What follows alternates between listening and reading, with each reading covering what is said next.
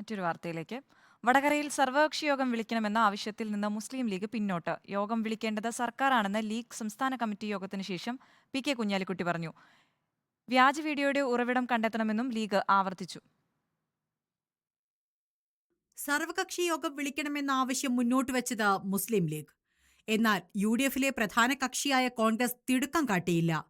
Collector യോഗം വിളിച്ചാൽ സഹകരിക്കുമെന്ന മറുപടി മാത്രമാണ് ഉണ്ടായത്. UDFിലെ പ്രാദേശിക ഘടകങ്ങൾക്കും എതിർപ്പുണ്ട്. ലീഗ് CPIയുമായി ആശയവിനിമയം നടത്തിയതിലും അമർഷം പുകഞ്ഞു. വടകരയിൽ സമാധാനം തിരിച്ചുകൊണ്ടുവരേണ്ടതിന് ഉത്തരവാദിത്വം സർക്കാരാണെന്ന് പറയുന്ന മുസ്ലിം ലീഗ് സർവകക്ഷി യോഗം ഇനിയും ആവശ്യപ്പെടില്ലെന്ന സൂചനയാണ് നൽകുന്നത്. വ്യാജ വീഡിയോയുടെ ഉറവിടം കണ്ടെത്തണമെന്ന ആവശ്യം കൂടുതൽ ശക്തമാക്കി. സമാധാന ശ്രമങ്ങളോട് സഹകരിക്കുമെന്ന് സംസ്ഥാന പ്രസിഡന്റ് സാദിഖ് അലി ശിഹാബ് തങ്ങളും ഞാനൊക്കെ ആവർത്തിച്ച് പറഞ്ഞിട്ടുണ്ട്. നിലപാട് അത് തന്നെയാണ്. സമാധാനത്തിന് അനിവാര്യമായ ഒരു കാര്യമാണ് ഇത്തരം വീഡിയോകളൊക്കെ ഉണ്ടാക്കി മതപരമായി പറയുകയാണ് കാഫിർ പ്രയോഗം.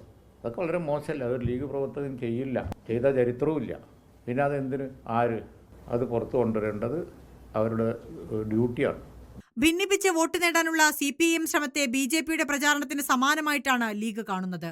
വടകരയിലെ വ്യാജ പ്രചാരണം സമൂഹത്തിൽ അപകടകരമായ അവസ്ഥ ഉണ്ടാക്കിയപ്പോഴും ഉത്തരവാദികളെ കണ്ടെത്താൻ പോലീസിനെ ഭരണകൂടം അനുവദിച്ചില്ല എന്നും മുസ്ലിം ലീഗ് കുറ്റപ്പെടുത്തി. റിപ്പോർട്ടർ, കോഴിക്കോട്.